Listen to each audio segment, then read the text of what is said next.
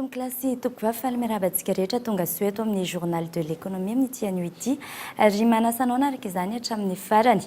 ty ampiandohana dia tsara manamarika fa andravehintsika ato amin'ny fandarana fiamialohan'izay dia anaraka fanadihadiana fohy mikasika ny tontolon-dronono.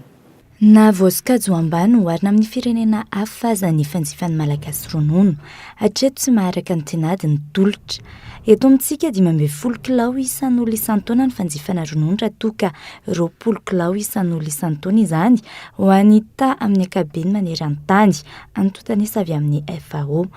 Amin'ireo fanjifana 12 kilao isan'olo isan-taona ireo saika vokatra avy any ivelany avokoa ny 9 kilao amin'izany.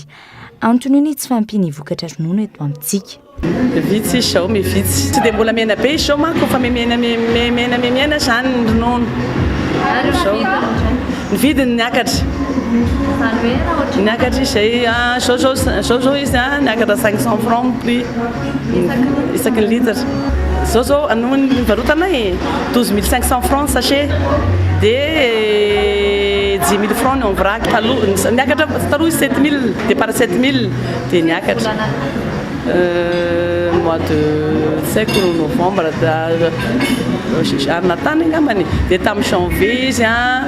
niakatra 250 francs dia vao haingana indray izy niakatra 500 francs tsy mbola manana na hoe anna hoe anondra raha nivelany izany fa ny ronono ary eto toerana tsy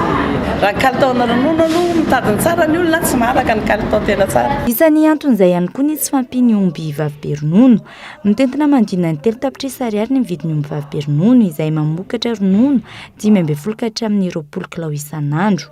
Araka ny nambariny teo anivon'ny ministeran'ny fambolena sy ny fiompiana ny fampihenana ny famodirana ny ronono eto Madagasikara sy ny fampitomboana ny famokarana no vahaolana amin'ity sehatra ity. Hatramin'ny 7 sy 4 alina nefa ny omby vavy be ronono ilaina ahafahana manatanteraka izany ato anatin'ny 5 taona. Araka ny nambarako teo dia andray vahintsika ato amin'ny fandarana iresadresaka ny tontolon-dronono izay Andriamatory Andrianartina Andry Damien izay mpandraraha eo amin'ny sehatry ny ronono miarabanao tonga soa eto amin'ny journal de l'économie.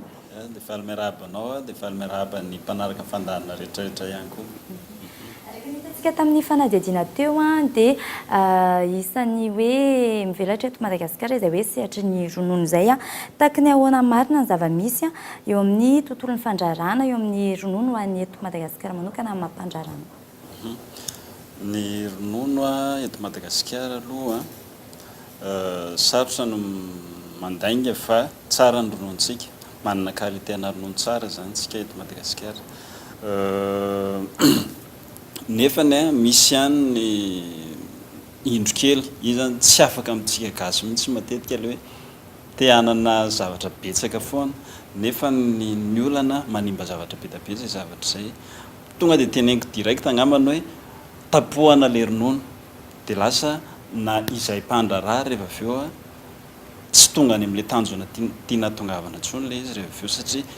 ino fois vao misy an'izay ataontsika hoe ina reny fomba filaza azy terme teknika ohatrany hoe trokena le ronono dia lasa manimba zavatra betibe olo hoe raha hanovanao fromage le zany dia efa tsy mety intsony amin'izay fotoana izay. Ny alalana azy hoe ronono tsara aloha aminay efa mpampiasa an'ilay izy tonga dia fantatra ny ronono zany normalement tsy tokony hoe fotsifotsy fa base crème izy fomba fitentsika anazy zany hoe tsy fotsy be izy fa somary mavomavo kely zay ary matetika izy ohatrany misy efa crème kely ery ambony ery misy somary menaka kely dia zay zao ahafantarina azy hoe ronono tena tsara izy.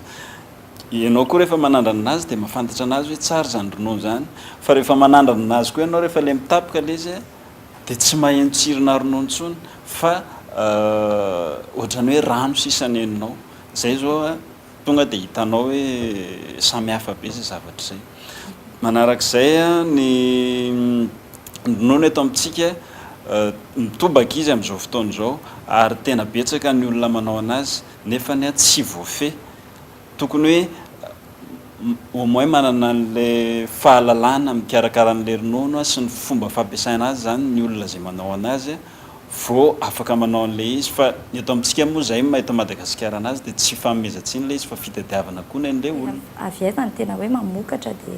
inona no mahasamy hafa andreo? à 85% ny ronono dia avy any ambanivohitra daholo ohatra hoe Carion, Antsirabe, ireo manodidididina Antananarivo ireo zany afaka mamatsy ronono daholo maketo Antananarivo. Ohatratra ny ahoana ny resaka lalam-barotra eto amin'ny Madagasikara, efa misy ireo miroso amin'ny resaka hoe tambazotra tserasera takitaky ny ahoana mikasika an'izay? Lalam-barotra aloha azoko lazaina hoe malalaka foana ny lalam-barotra eto Madagasikara, tena mbola be da be ny lalam-barotra ahafahana surtout hoe resaka ronono resantsika dia mbola be da be ilay izy raha tsy resaka amin'ny resaka tambazotra teo ianao Facebook ohatra, ny internet ohatra, be da be ary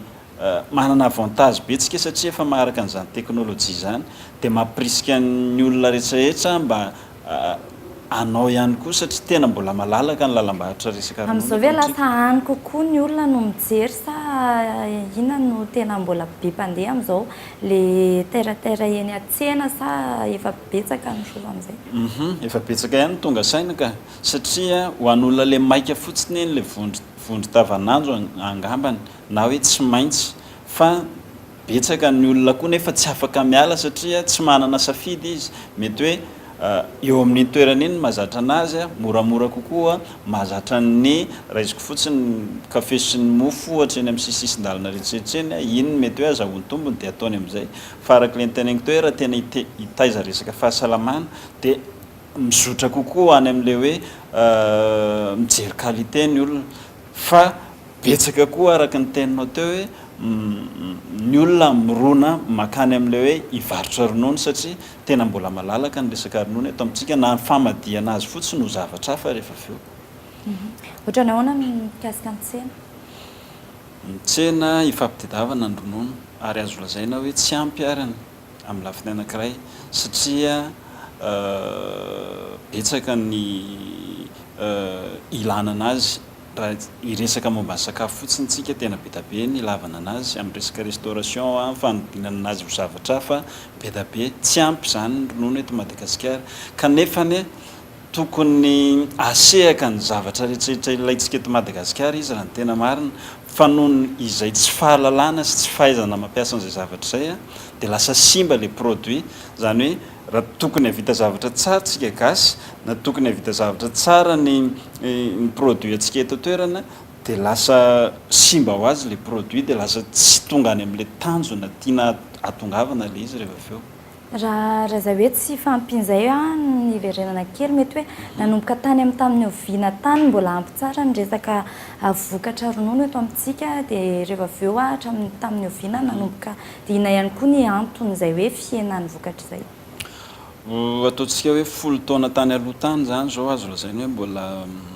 mbola azo lazaina hoe ampy foana ny rononontsika eo aloha ny toetry ny andro satria irahantsika malala fa ny fiompiana indrindrindra hoe ny omby mila n'ireny zava-maitso ireny izy hivelomana ohatran'ny olona ihany hoe mila misakafo sy ny ohatran'izany nefa amin'izao fotoana izao koa efa mandeha ny teknôlôjia dia misy provende amenan'ny omby nefa ny tsy tena mahatsara na fahasalamantsika olombelona raha tsy dia tsara tsony mihinana an'izay le hoe efa misy produit chimique izay hafa ihany izany le hoe bio dia noho ny fahasimban'ny tontolo iainana dia tsy ampy izay zavatra izay fetraikany lasa le olona efa zatra n'le produit lasa minainainy hoe aiza ny produit anareo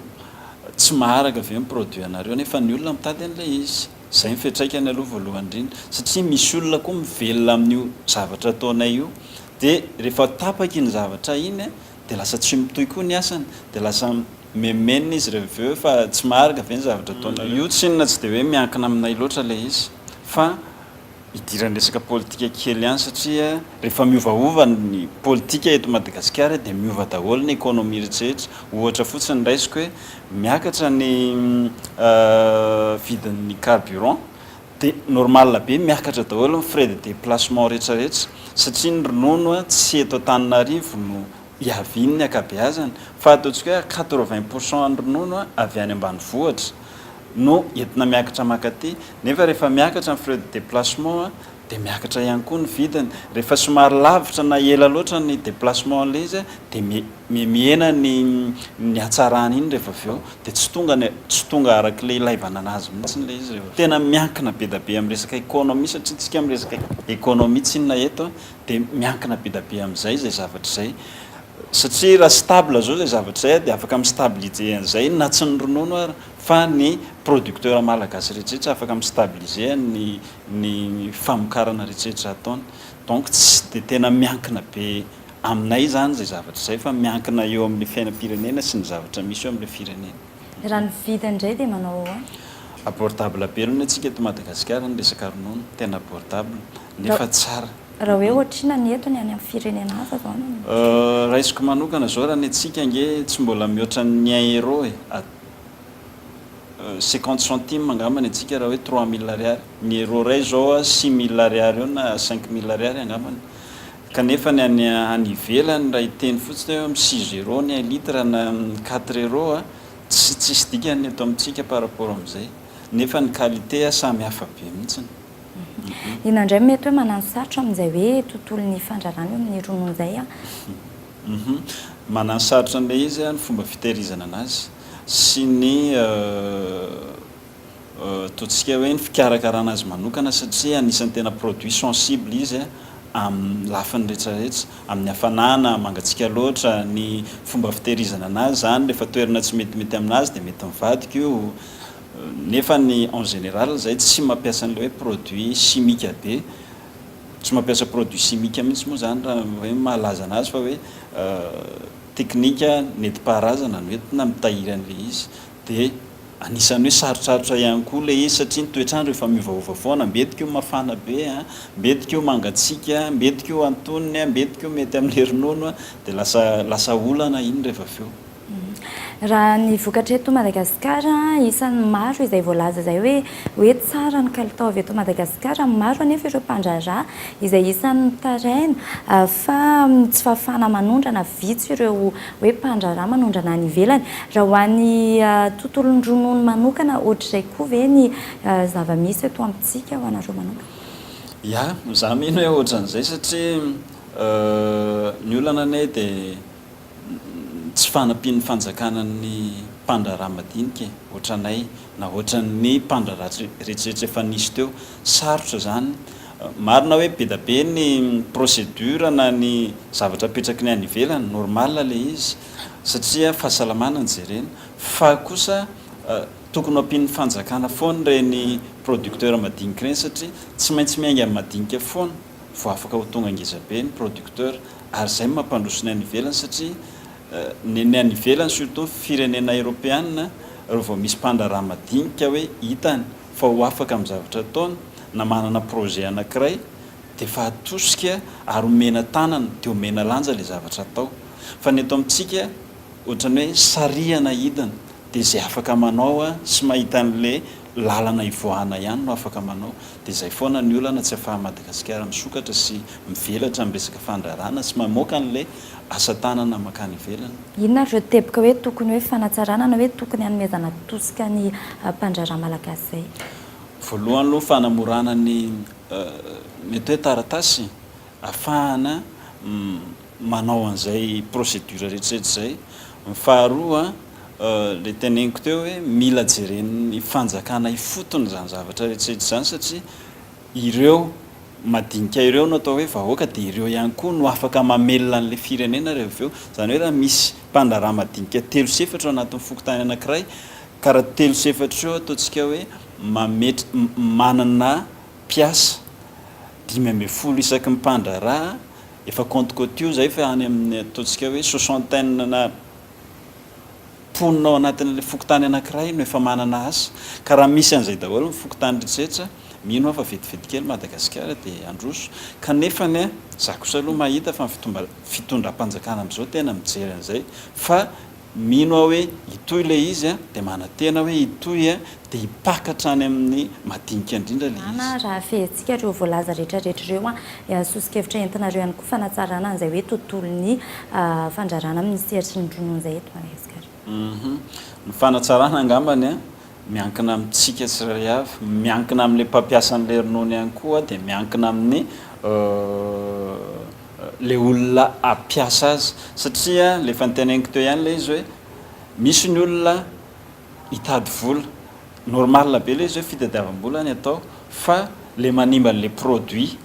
hoe lasa ho tapohanao rano le izy a dia lasa tsy mandeha arak'izay tokony ilaivan'le olona mpanjifa an'le izy sy le tena mpampiasa eo zany ny olana dia fanatsarana angamba tsisy hoe tsisy afa-tsy ny hoe fanentanana hoe oka re tompoko raha zavatra tsara nomenanao a dia oka tsy amme zavatra ratsy olona tiako teneny hoe oka tsy ho tapohana rano le ronono fa rehefa nahazo zavatra tsara ianao dia meo tsara le olona fa migasy ty zavatra tsara dia na prix ohatrinona ny hamarotanao an'iny rehefa tazominao ny qualité ny produit anao hoe tsara dia mividy foana ny olona rehefa mahasoa azy fa misy olona tena mivelona amin'io a amin'ny resaka fahasalamana fotsiny ka raha ohatra ho tapohanao rano le izy dia lasa mamono olona ianao amin'izay fotoana izay. Teny izay fanazavan'izay ankasitrahany ianao no vahiny teto amin'ny journal de l'économie tamin'ny tiany ity. Eny taoko dia mankasitraka fena. Ankasitrahany koa ianao nanaraka izany hatramin'ny farany a ny tenako dia mametraka ny veloma mandram-piona indray veloma tompoko.